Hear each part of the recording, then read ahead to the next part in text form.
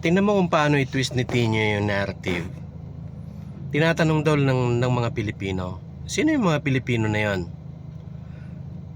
Sino yung mga Pilipino nagtatanong? It's very easy. Tinatanong mo kung saan napunta yung 125 million confidential funds or 625 million kasama yung DepEd na confidential funds. It's very easy. You have all the access.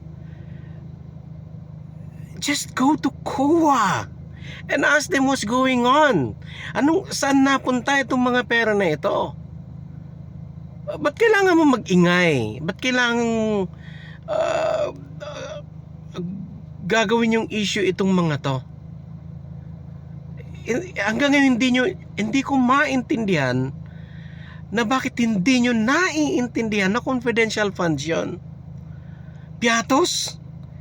Diyos ko. Ano naman sabihin niyang si ano yon? Juan de la Cruz yun, di pinapatay nyo siya. Si Juan de la Cruz kasama nyo siya. Ano naman Tinyo? Ano na naman yung mga kadramahan na yan? Sige na nga. Ay.